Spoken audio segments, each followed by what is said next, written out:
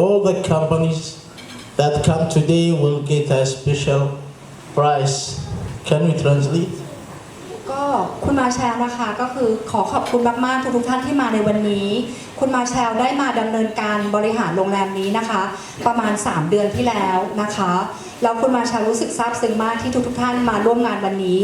Pooh Beach Resort and Spa เผยโฉมใหม่สไตล์โมเดิร์นลักชัวรี่ยกระดับแลนด์มาร์คหรูใจกลางจอมเทียนมุ่งสร้างประสบการณ์พักผ่อนระดับสากลถือเป็นก้าวย่างสำคัญของอุตสาหกรรมการท่องเที่ยวในเมืองพัทยา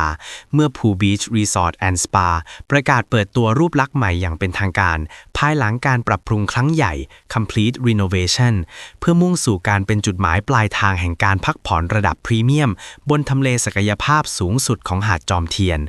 โดยรีสอร์ทแห่งนี้ตั้งอยู่บนพื้นที่กว้างขวางกว่า8 ไร่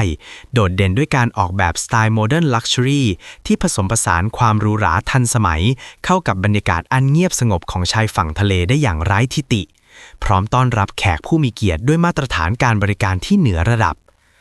มรมาเชลซาฮีฟผู้บริหาร Pooh Beach Resort and Spa เผยโฉมวิสัยทัศน์ในการปรับโฉมครั้งนี้ว่า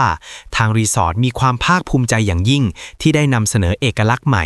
ซึ่งไม่ได้เป็นเพียงสถานที่พักค้างคืนแต่ตั้งใจให้เป็นแลนด์มาร์คแห่งใหม่ที่มอบประสบการณ์ความสุขแบบครบวงจรด้วยประสบการณ์การบริหารจัดการโรงแรมที่มีรากฐานมายาวนานกว่า15 ปีตั้งแต่ประเทศมาเลเซียจนถึงกรุงเทพในวันนี้เราพร้อมแล้วที่จะนำมาตรฐานระดับสากลมาสู่พัทยาเพื่อต้อนรับนักท่องเที่ยวจากทั่วทุกมุมโลกไม่ว่าจะเป็นยุโรปรัสเซียจีนหรือแขกชาวไทยด้วยหัวใจแห่งการบริการที่พร้อมรับฟังและพัฒนาเพื่อความพึงพอใจสูงสุดของทุกท่าน We are talking now from Pooh Beach Resort and Spa.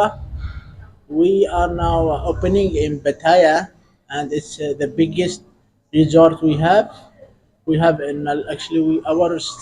we start in Malaysia 15 years ago. We have 2 hotels there and we moved to Bangkok. We have one hotel at the central area, both suites, and now we are opening the biggest resort now is in Pattaya. So we are welcoming everyone.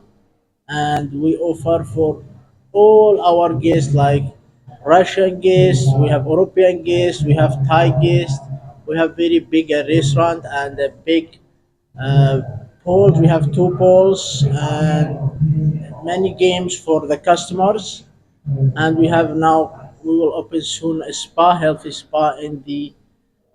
this hotel. It will be the first spa with the type that we will open in Pattaya. It's very new and special. I hope everyone come and we welcome everyone. Thank you very much.